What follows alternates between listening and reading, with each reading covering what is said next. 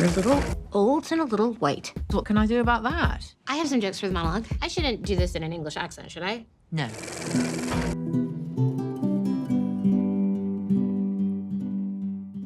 We take a look at what's coming up at the Venice Film Festival as the 76th Mostra kicks off.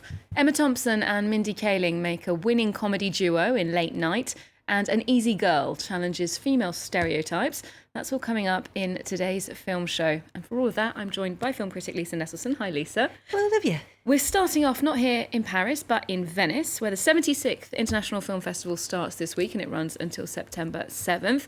It is, in fact, the world's oldest film festival.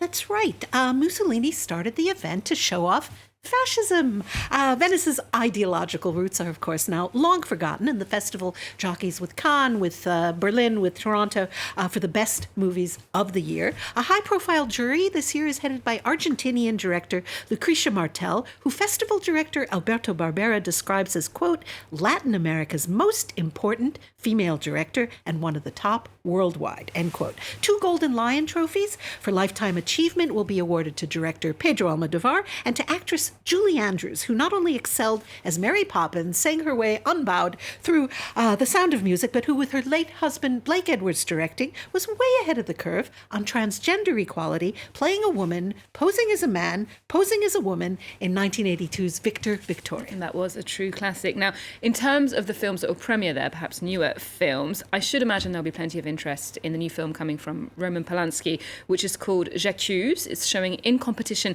and there was a fair amount of controversy when that was announced, wasn't it? Yes, J'accuse, an officer and a spy in English, is based on the true story of the French intelligence chief, played by Jean Dujardin, who believes that Captain Albert Dreyfus, a decorated soldier who happens to be Jewish, has been framed for alleged traitorous activities. Louis Garrel plays Dreyfus. The Dreyfus affair divided France for 12 years, and the French title of this Franco-Italian co-production refers to the famous newspaper editorial Émile Zola published when the power of the press was enormous. I haven't seen it, but I'm convinced that Polanski is the ideal director to bring this story to the screen. Yet his presence at Venice, as you mentioned, has raised controversy. That's because Polanski pleaded guilty to having unlawful sexual intercourse with a 13-year-old girl in 1977. Although he had spent time in jail, he was awaiting final sentencing when he fled the U.S. about a year later. Now, the girl, Samantha Geimer, who's now over 50, has been asking in vain for people to please drop their self-righteous indignation toward Polanski, whose films she believes should be shown and distributed. Speaking of France, I'm also very interested in Seberg, starring Kristen Stewart as the new wave icon and political activist, Jean Seberg, and James Gray, who is pretty much worshipped in France, but not really known about in his native USA, is competing with Ad Astra, starring Brad Pitt as an astronaut sent on a mission rife with conflicting loyalties. Apparently, the solar system hangs in the balance. I hate when that happens. Trailer looks very promising. Okay, that looks also maybe terrifying, but let's see. We're moving on to a film which, in theory, responds to growing calls for more female directors, more stories centred on female characters. It's called Late Night, and it does fit that description. So was the film a good idea? Well, it's a genuinely fun idea. The screenplay was written by Mindy Kaling, who acts alongside Emma Thompson, on whose gravestone it will say she could do no wrong. Thompson stars as Catherine Newberry, the only female late-night talk show host in America, a job she has had for decades. She stands for excellence. She hosts interesting guests whose accomplishments are really worth knowing about. But the ratings are slipping, and it's decided that having an all-male, all-white writing staff may be part of the problem. Through an unlikely but effective chain of events, Molly Patel, an American woman of Indian heritage who is in charge of quality control in a chemical facility, gets hired to help make the show more relevant. And I'll admit, I laughed a fair amount. Okay, well, let's take a look at Mindy Kaling's comic skills. So you went to our parents' parent company in order to make this interview? Yep. And you have no experience in comedy? No, I'm obsessed with comedy. No, I've seen every episode of the show. I've read every book written about it. I do a little stand-up. Where? If you have a problem, ask a chemist. She'll always have the solution. Which kills with people who know about chemistry. And I'm actually emceeing a benefit in the city pretty soon. It's kind of cool. Cancer isn't funny. A night of comedy in support of lung cancer. Jesus Christ. Chemistry and comedy, who knew? So this project features a female director, female screenwriter, talented female leads. It's got diversity, more so than we've seen in previous comedies, and it premiered in Sundance in January. So what happened after that? Well, Amazon Studios paid $13 million to buy it, but it has barely earned that back in ticket sales, despite mostly very positive reviews. It has what today's audiences are supposed to want, but they didn't want it. Does that mean people don't want to see entertaining and well-acted women-centric comedies? Do they only want to watch them at home or on small screens on airplanes? Beats me. Late Night is a good movie about two female characters, one of them played by a minority actress, one of them by a brilliant middle-aged actress. But in financial terms, it's considered a flop. Now, in 1976, I was in a TV production class at Northwestern University, and our male professor, married to a powerhouse woman who also taught media classes there, said that there were next to no women in television because network management would seriously say, we tried a woman and she didn't work out. Anybody who watches France 24 knows that women can unquestionably work out in the sense of excelling. Okay, well, I have to agree with that one. We're going to another film directed by a woman with two female leads as well, but it's from France this time. It's called Une fille facile in French, or An Easy Girl in its equally provocative, I'd say, English title. And it plays with expectations about getting what you want from life and how you go about doing that. Tell us more. Well, Naima has just turned 16. It's June, and so it's summer vacation time. But what does that mean when you live in Cannes year-round? It turns out she's never been out on the water in a boat, let alone a yacht, but that's about to change.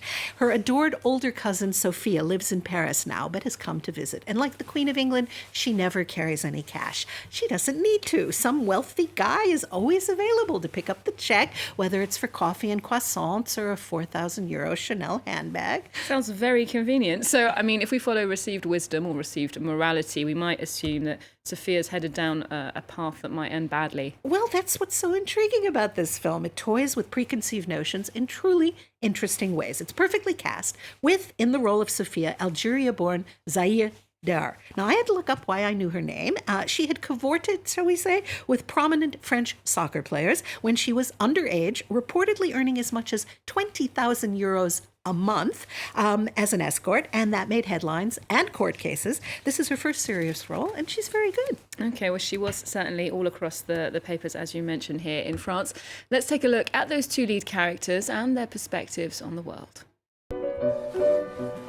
Moi, l'amour, ça m'intéresse pas. On doit tout provoquer par nous-mêmes. C'est la première fois que tu fais du bateau alors que t'habites à Cannes? Bah oui, il y a une première à tout. En fait, t'es une chef. T'as jamais pensé à devenir une chef? Tu veux faire quoi dans la vie? Tu crois que Sophie, elle est libre? Elle est pas. So I'm not sure from that clip, is Sophia a bad influence? Well, Sophia has priorities. The film asks, what's the best way to be free, to live a life of freedom? What's the most efficient trade-off? Maybe a 22-year-old woman who knows what her youthful beauty can be bartered for is actually freer than a yacht-owning finance guy or his factotum. Now, anti-body shaming standards dictate that you're not supposed to criticize somebody for being fat or having awful tattoos or having a ring through their nose the size of a frisbee, but we also body shame beautiful bodies. We assume that a shapely woman who wears see-through clothes has no taste and so can be ridiculed.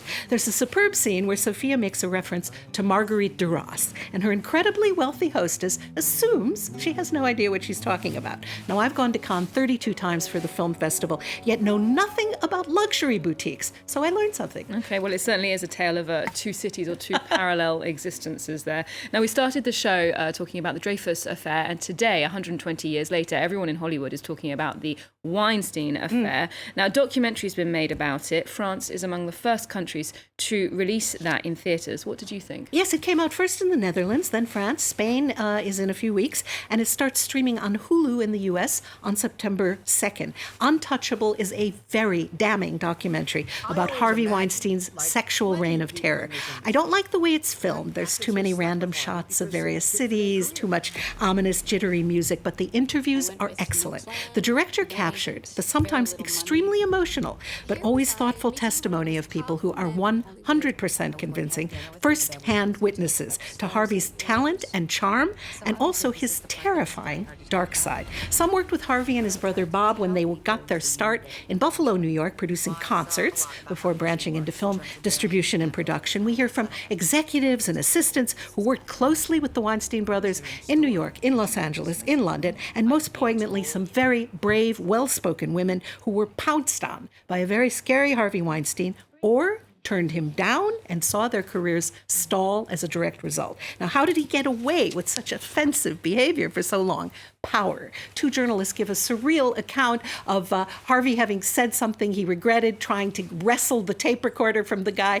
All these photographs taken, not a single one ever appeared in the press. A lot of complicity. He called there. himself the sheriff, and he seemed like a mafia guy, and that was how he operated. I decided Harvey Weinstein was a creep decades before the revelations of serious sexual misconduct for a completely different reason. That's because occasionally he would buy a foreign film, not to distribute it, but just so the competition didn't get it, such as Rival, Sony Pictures Classics. So he'd be buying the rights to very good art films and then just shelve them. The director thought he'd hit the jackpot. Miramax bought my film, and then nothing. What this film shows is that the same skills that made him a very successful producer also made him a very successful predator. And it sounds made up, but he even took advantage of a blind woman. Wow, chilling stuff. Well, it's a visual take on some of the reporting that has dured almost 2 years now, and we'll leave you with a glimpse of that film, Untouchable. Thank you very much for joining us this week, Lisa.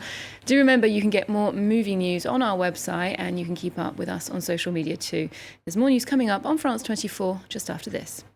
Harvey Weinstein was known to be a bully. He could do anything. He thought of himself as the sheriff in town. He scared people in the same way a gangster would. When you read about rape, you read she kicks and screams. I just froze. I said no and I pushed them away more than once, and then I just stopped.